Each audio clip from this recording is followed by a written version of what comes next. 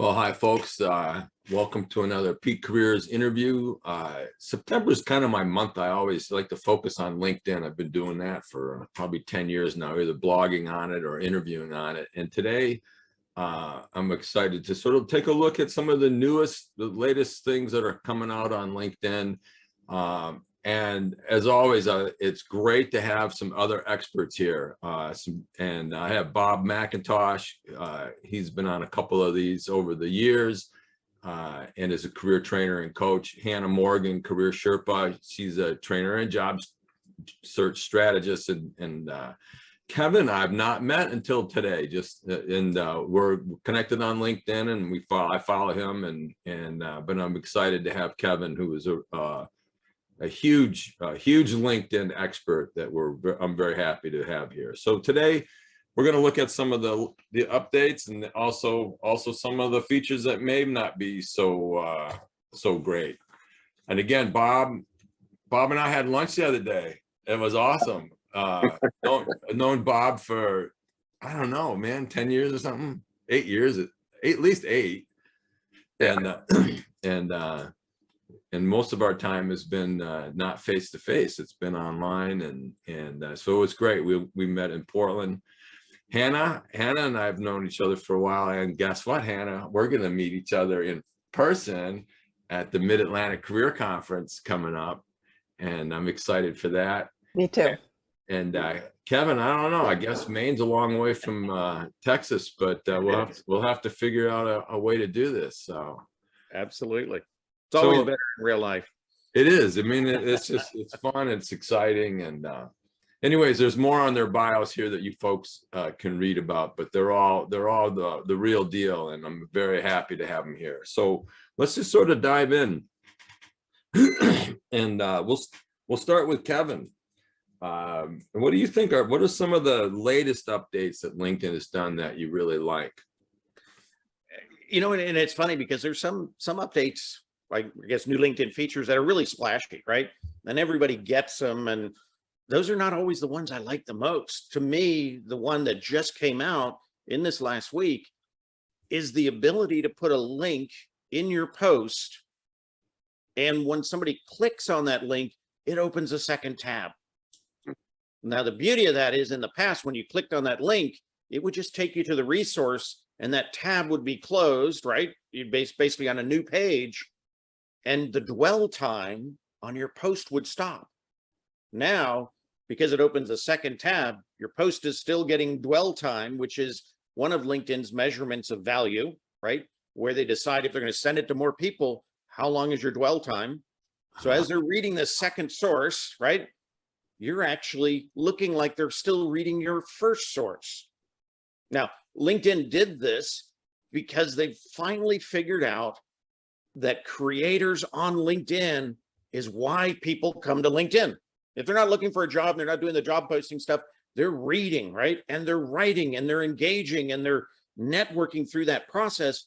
Without the creators, LinkedIn dies. And so LinkedIn kind of figured this out and said, we've got to allow creators to monetize all the hours they put into LinkedIn. So by just allowing that second tab to open, something really simple, they've now allowed us to write posts, put the connection right there, join my seminar, whatever it is, right in the post, so we can service that reader right there and monetize our time on LinkedIn. So sometimes it's the little simple features that I like the most. And for LinkedIn, that was a huge, I think, leap of faith for them to say, let's do this. We may lose people off the site for a few moments, but they're going to come back and they know the value. So I think that to me is my favorite right now.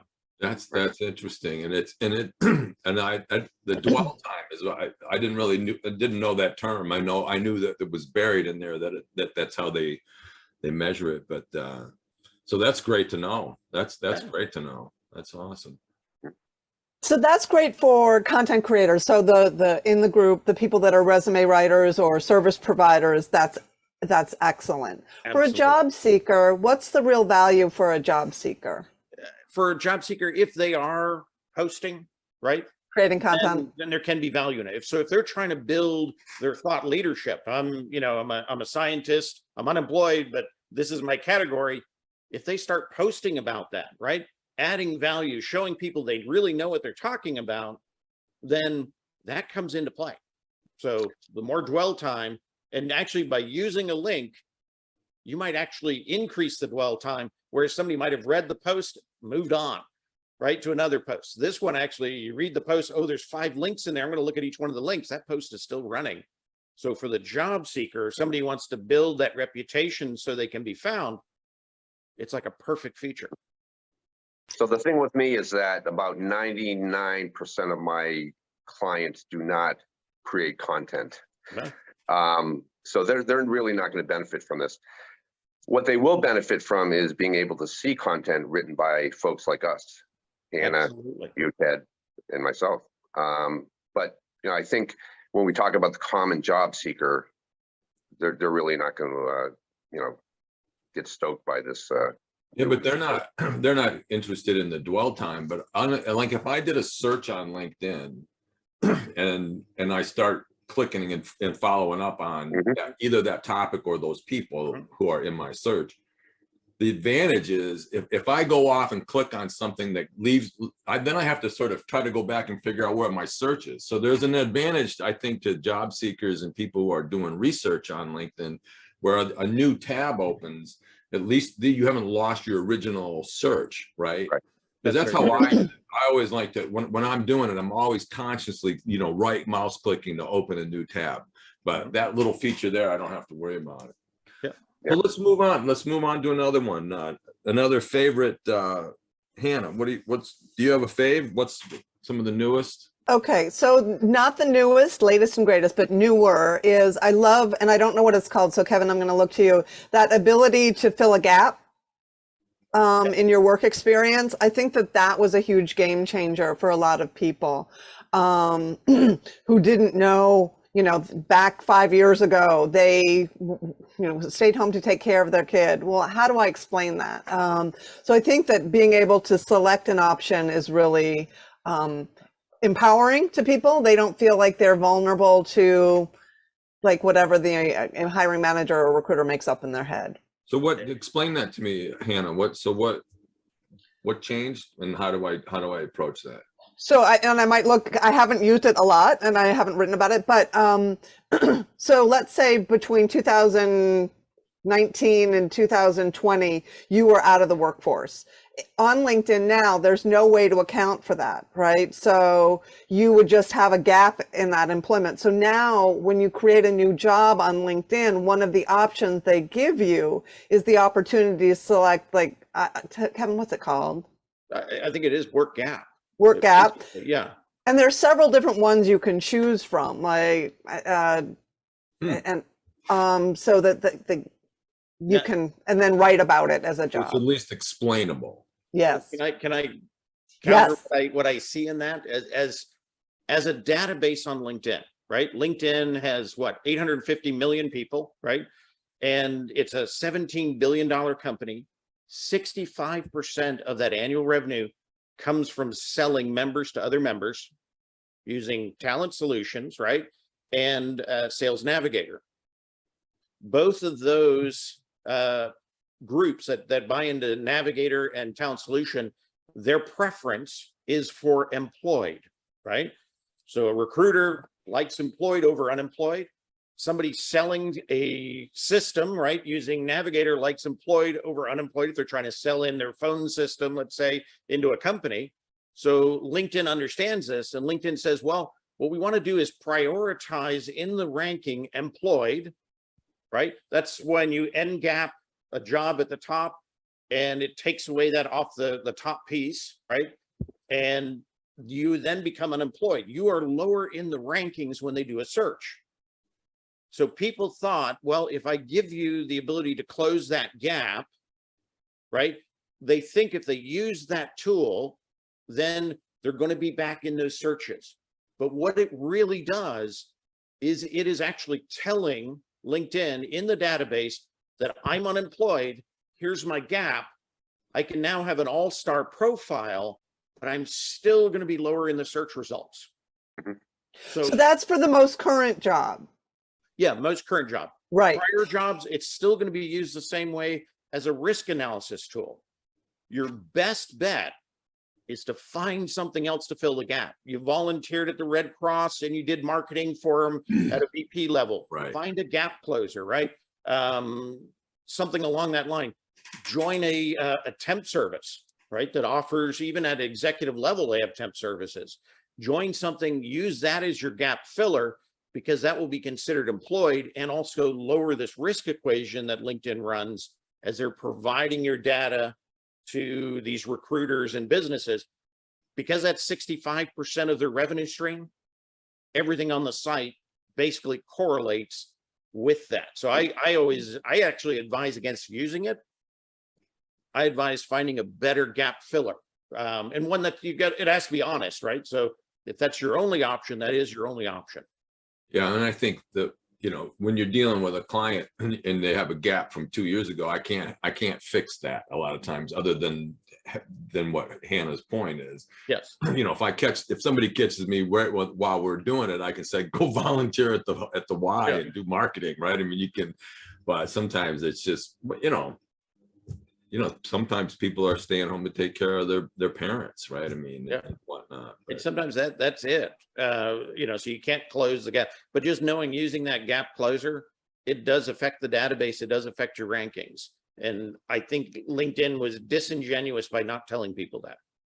Yeah, it's funny because I have a client who asked me, so what do I do about this gap in my work history? And I suggested what Hannah, you know, likes as one of the features. You know, I think you wrote about it, or someone else wrote about this in terms of the placement people would have if they used the gap feature. Kevin did an article, a post on that. Right. Yeah. So that's what I suggested. And, you know, you're right, Kevin. It would be better if they had some other experience, volunteer experience, or, you know, part-time experience to fill that gap. Yeah. But if they don't, I think it's, you know, it's the it's a pretty good feature. The only option left sometimes. Yeah. Yeah. Well, and I absolutely understand your point, like the database and the where them follow the money.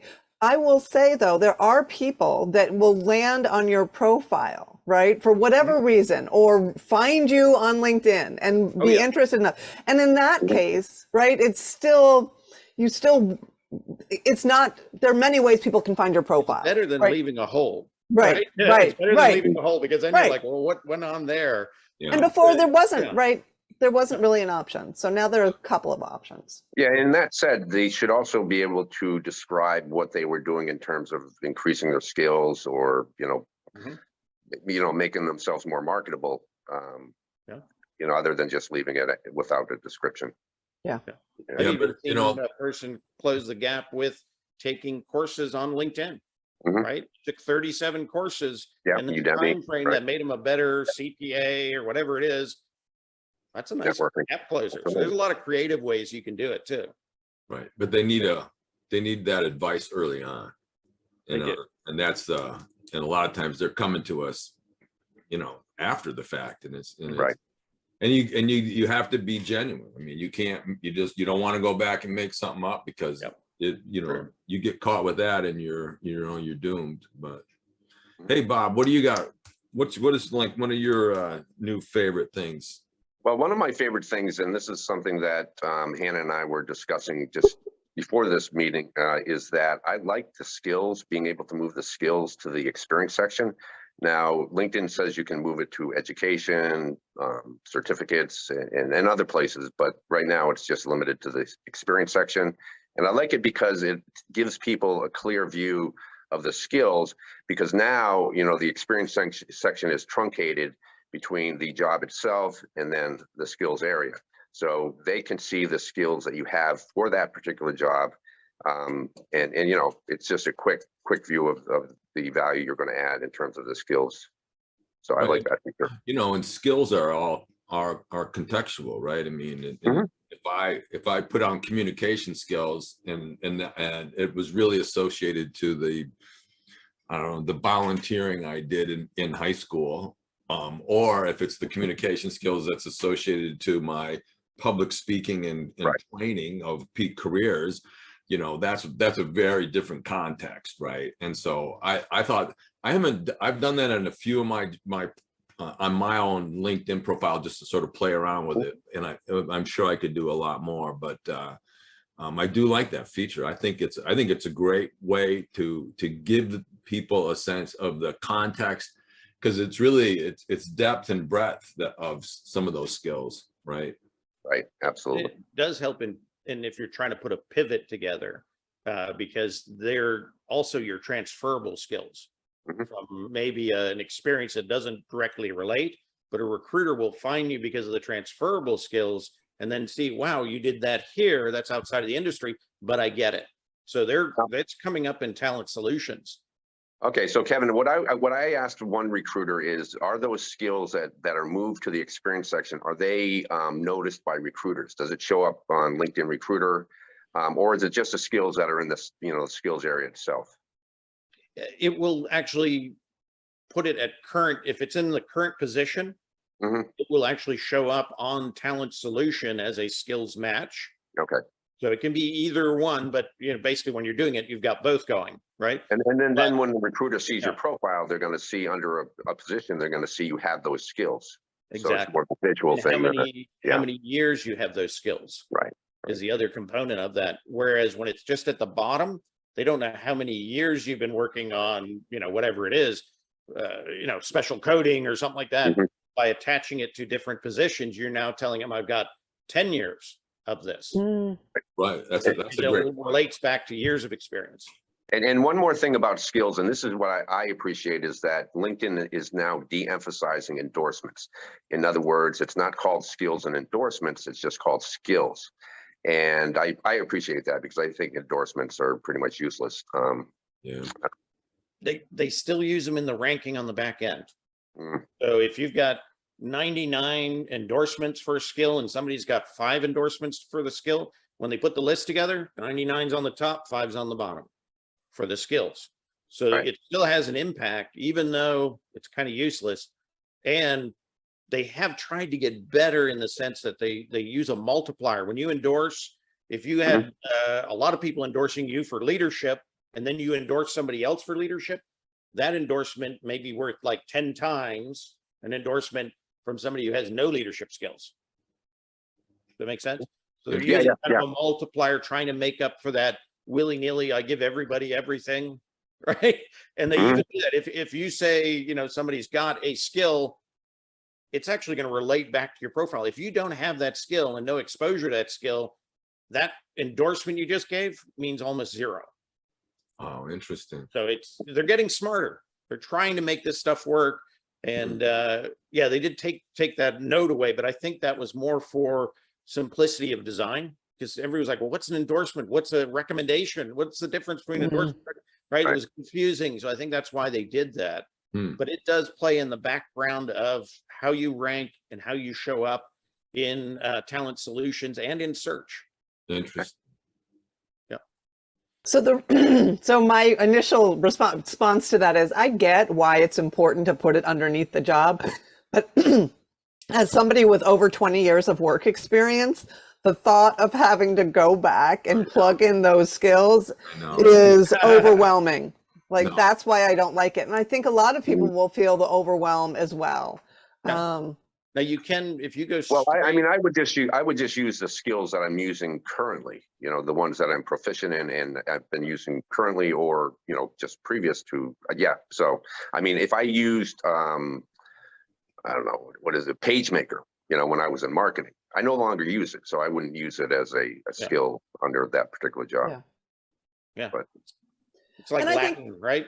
I think, and if you're in the tech sector and you're always picking up new software programs or new languages, I think that is a great way to show currency. So I think in certain industries, certain occupations, it can be really helpful for recruiters to really get a better sense of, okay, where did he do this, right? I always suggest people weed out dead skills, right? Yeah. Like we Cobalt, don't need paid right? You got Cobalt on there. Yeah, right. Nobody's looking for any Cobalt programmers or Latin. So get rid of it. If it's a dead skill, get rid of it. Put something current in there. And I don't know if you all have used this. It's not that new. Is Career Explorer. which is part of LinkedIn's kind of GitHub experiment with all the data within LinkedIn. What they've done in Career Explorer is when you get to that page, they will pull your profile information in. You type in your marketplace, right? You type in the title that you want to do next, or whatever that target title is. Yep. And it's going to list, first of all, the skills that are required based on all the other people who have those positions, right, in your marketplace.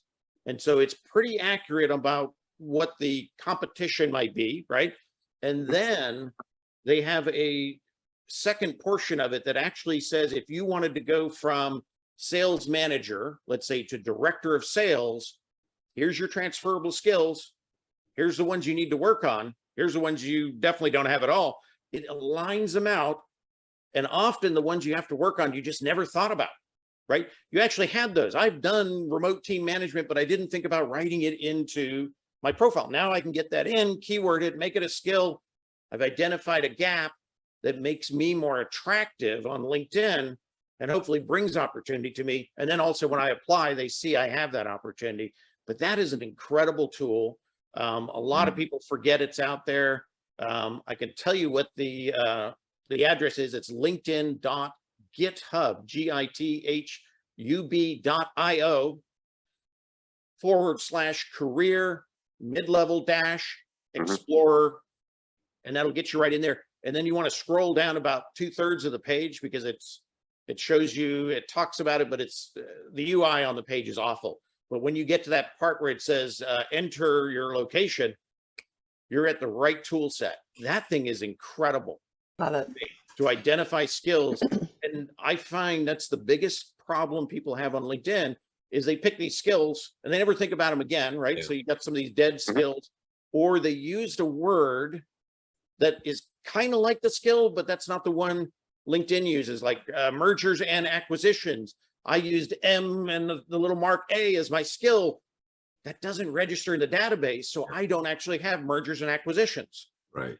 Right. So by identifying it through LinkedIn's tool, you're going to end up using the right keyworded skills. And so that's a huge good way. Yeah, huge Good way to develop a resume too, right? I mean, the same. And your branding, even if you're not looking, right? Your branding. Yeah. If you want to continue to do something or you want to move into something, yeah, that's a great way to identify those skills that should become part of your keywording. Yeah. So your overall profile. Kevin, please send that to me, and I'll put that into the text when people are watching this. They'll be able to follow that. Donna Spy, I interviewed Donna Spy. She did a presentation on that, and I think she did it for Sabrina Woods too on the Career Explorer. Oh, so really? Donna Spy has written an article on it too, all the different ways you can use that tool. It's phenomenal. Well, and if you can find that, that'd be great. I'll include that here. Yep.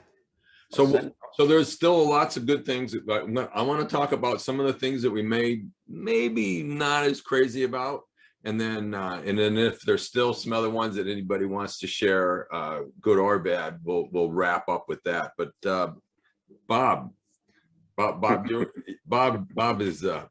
got one, I'm sure. Okay. So it's not as much a feature as it is the way that LinkedIn is, shall I say, forced behavior.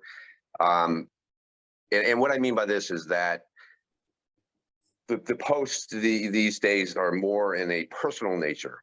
And I'll admit, I like professional over personal, but I do like a little personal as well. And I feel that, what do they call it? Something Saturday. Social Saturday. Social Saturday.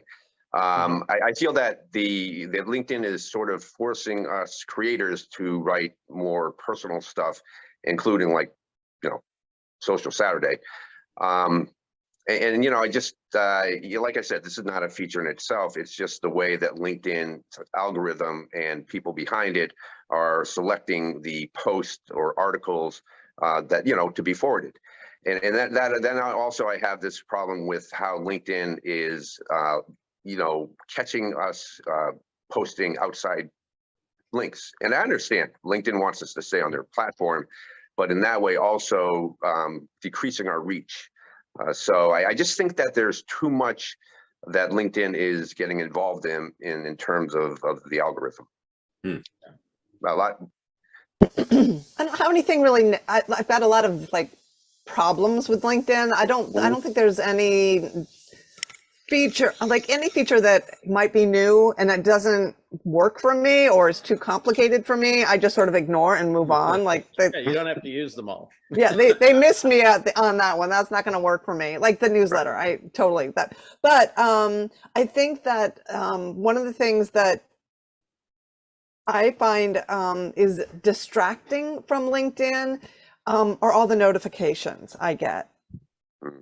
I used to just get notifications when I was mentioned or somebody mentioned me, and now it's every newsletter that people are inviting me to, every event that people are, it's not every, but a lot of the events that people are hosting.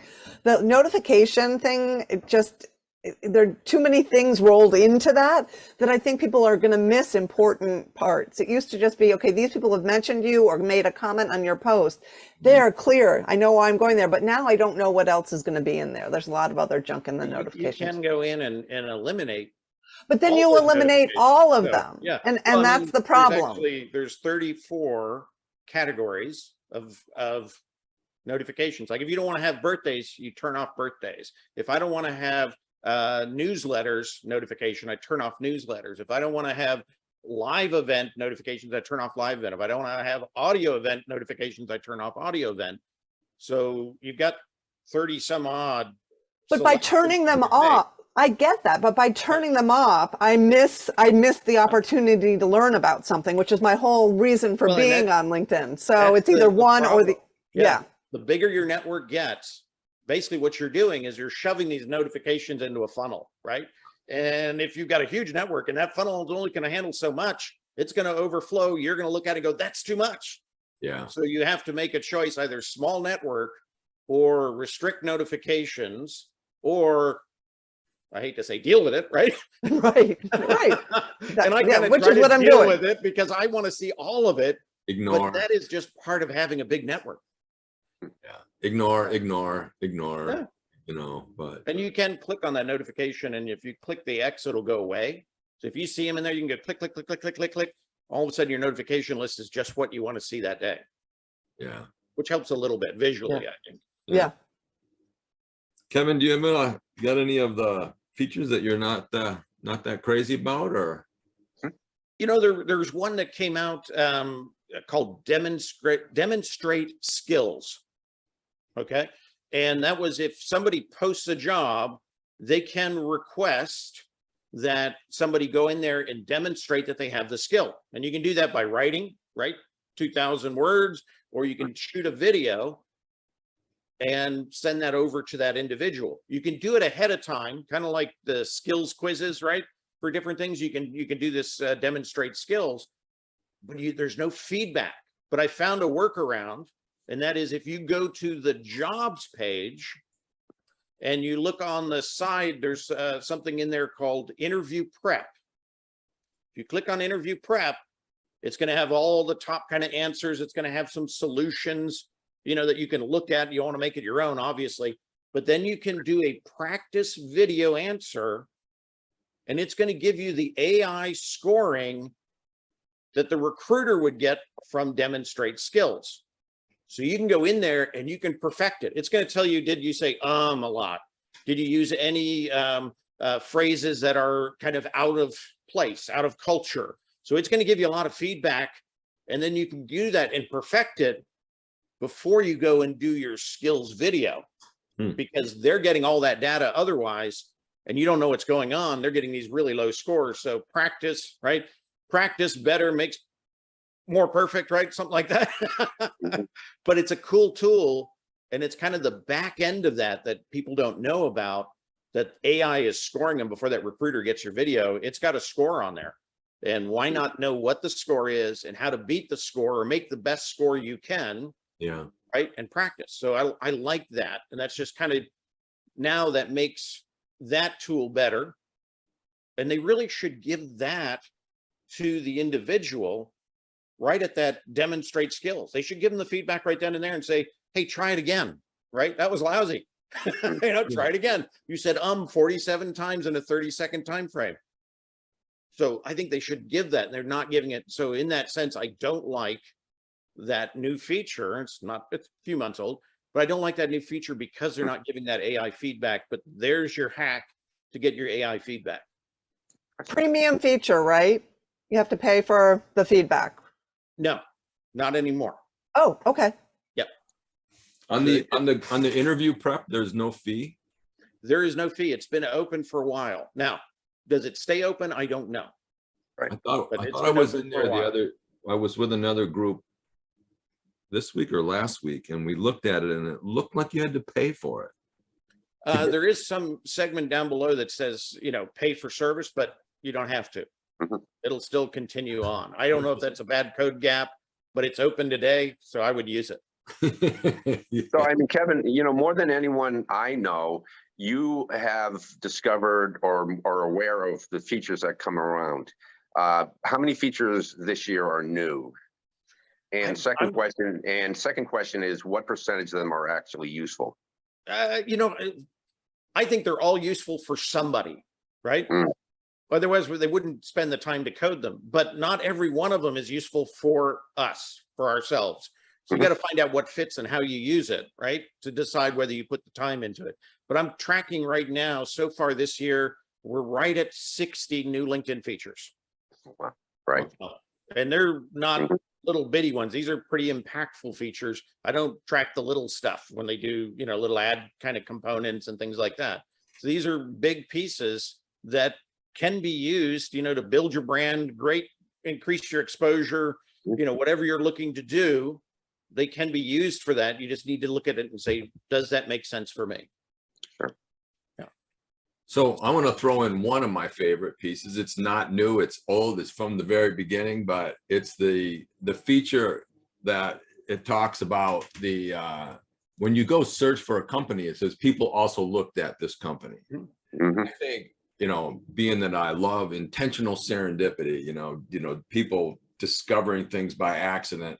I just think that that's a nice job. Then it's all throughout LinkedIn, right? Whether you're looking at a company or you're looking up at researching a person, people also looked at, so and so. I think, I always call it's the largest career database in the world, right? It's all connected, and it's got some lots of different features that people sometimes they've looked at it so much they don't really realize how they might use it as a benefit. So. Listen, I don't want to end this, but any final thoughts about something that you really liked? So let's sort of leave the stuff that we didn't think is as good, but is there any other feature that people really like on LinkedIn that you want to throw out before we say goodbye? For me, it's networking, right? Yeah. It is the feature of LinkedIn. You can network with anybody in the world. It's based on that 6 degrees of separation, right? Within 6 handshakes, you can meet anybody in the world. Use it, but also realize, transfer that relationship into real life. Because that's where people are failing. They're networking like crazy. They're collecting connections, but they're not making the transition to real life. Now, Jim, you and I have not met, but we have a relationship.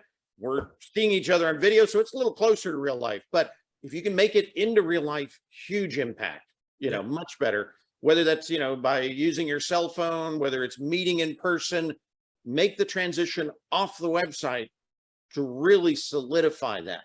And that's the one thing. It's the best feature of LinkedIn, but it's the most misused feature of LinkedIn.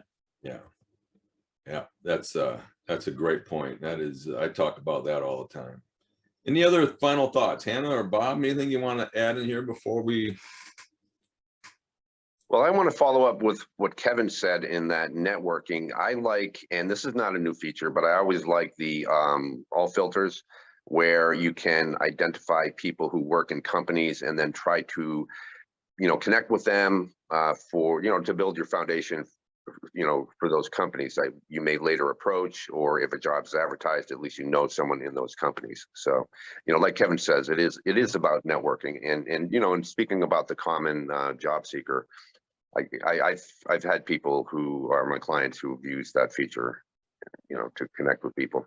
Yeah. One of the things that Kevin just wrote about, I think it was this weekend, Kevin, was who's hiring in my network. And I don't think we have time to get into that now, but Kevin did a post on that. And I think it's really helpful because that's one of the questions that we all want to know. Is anyone in my network hiring, right? So there's a way to go about finding out that information on LinkedIn, and Kevin explains it. Yeah, and there's a direct link. If you don't have the feature rolled out to you, you're waiting on your wave to come in, there's a direct link that you can click. I put it in the post that will take you to a section that will be just people in your network hiring, and it'll just list them right down the row. So it's really kind of neat. It's a circumvention. I don't think they know we can do that. It works. And so that link is a fast way to get there if you can't wait for the feature to hit you.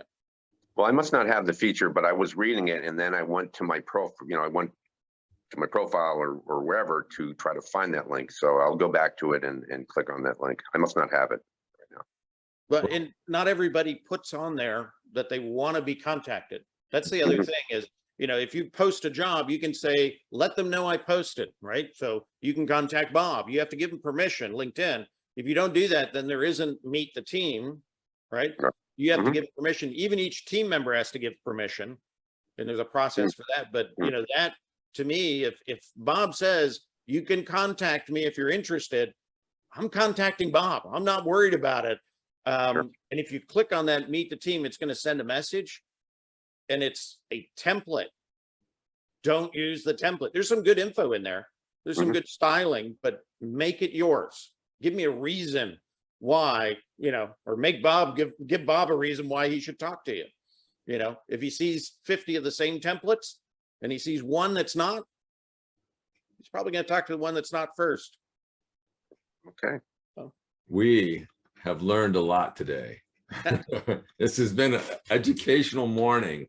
So we're going to do a follow-up for this for sure, and I'll include Kevin, if you send me that last article as well as the I definitely will. the GitHub, I'll include that in the notes as well. But I'm Jim Peacock with Peak Careers Consulting, and I started business many years ago at teaching the facilitating career development class, and then began online discussion-based seminars. And so these seminars are a little different. They're with a cohort of people, and they're discussion based over 5 weeks. Actually, Hannah teaches a class on social media, and Bob teaches a class on LinkedIn, and there's a number of other offerings, and you can check that out on our website. I also do face-to-face workshops. This is really what I love to do, and it's exciting. This year I've done a bunch of workshops. It's like people are coming out of COVID. It's been great. I'm also the author of a field guide for career practitioners in the adventure of finding me in New Zealand, which is not a career book, but it's a book about a year of travel that I had taken. If you are a career practitioner or anyone who delivers career services and want to sign up for my weekly career emails, you can go to that website and you'll get the top 10 tips of working with an undecided person.